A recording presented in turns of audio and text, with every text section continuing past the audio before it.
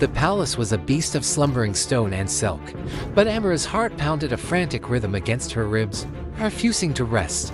Every creak of the ancient floorboards, every whisper of the wind teasing the heavy velvet curtains, felt like a premonition, a warning of the danger that lay ahead. The prince's words, spoken in a hushed, urgent tone just hours before, echoed relentlessly in her mind. Take the tunnel before sunrise. It wasn't a suggestion, it was a lifeline. She packed nothing. What was there to pack? Her life in the palace had been one of service, of borrowed time and borrowed comforts. The only thing she took was a small, cool pendant her mother had left her before she passed away. It was a simple, tarnished silver locket, but it was all she had of her old life. A tangible piece of a past that felt more like a dream with each passing day. It was her anchor in this swirling vortex of royal intrigue. As she crept through the shadowed servants' quarters, the golden torches in their sconces flickered low, casting long, dancing shadows that seemed to mock her escape. Somewhere in the distance, muffled by stone walls, the royal gong struck a single, mournful note. 3:30. Time was a thief, slipping away with each beat of her heart.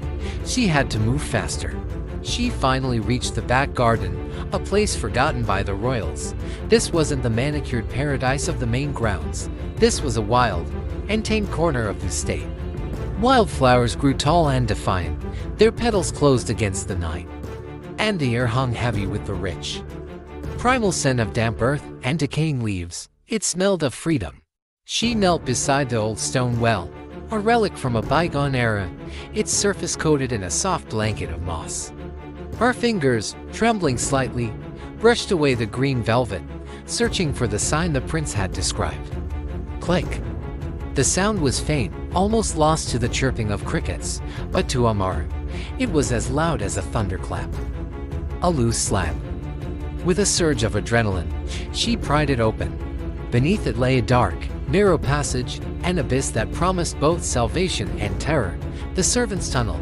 Amara took one last, deep breath of the night air, a final taste of the world she was leaving behind, and climbed down into the darkness. The tunnel greeted her with the smell of wet soil and long-held secrets. It was a cold, damp embrace. Each step she took echoed eerily, a stark reminder of everything she was abandoning.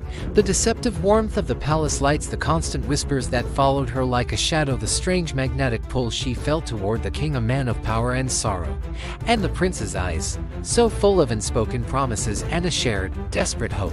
Then, a new sound cut through the silence, voices.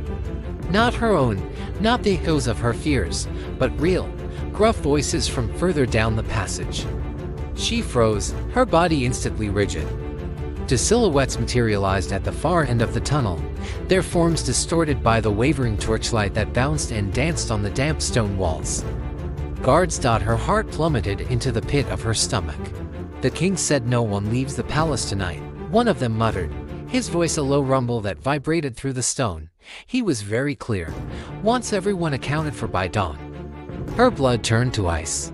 She pressed herself flat against the cold, slimy wall, trying to melt into the shadows, praying they wouldn't see her, praying she could become as invisible as she had so often felt within the palace walls.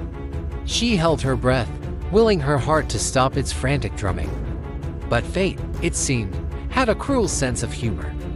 A single, treacherous pebble, dislodged by her foot, rolled away from the wall.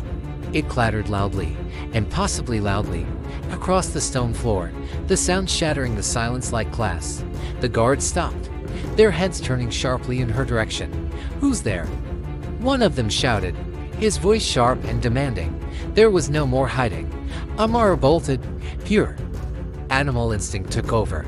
Her bare feet slapped against the cold and forgiving stone as she ran, her breath coming in ragged gasps. The tunnel twisted and turned like a wounded snake, a labyrinth of darkness.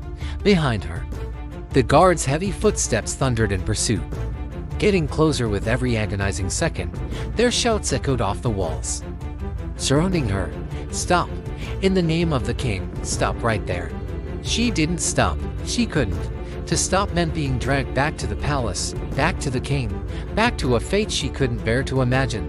And a faint silvery glimmer pierced the oppressive darkness. Moonlight, An opening, the tunnel's exit. It was so close. Hope surged through her, giving her a final burst of strength. She dove for it, throwing herself toward the light. It was a narrow gap, barely wide enough for a person to squeeze through. The rough stone tore at her simple dress, scraping her hands and arms. But she barely felt the pain. She was out. The cool night air hit her face like a splash of cold water, a shock of pure, unadulterated freedom.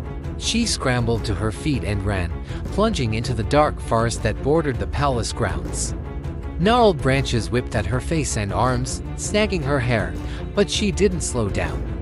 She ran until her lungs burned and her legs felt like lead, finally collapsing beside the trunk of a massive, fallen tree, gasping for air, her body trembling uncontrollably. She looked back.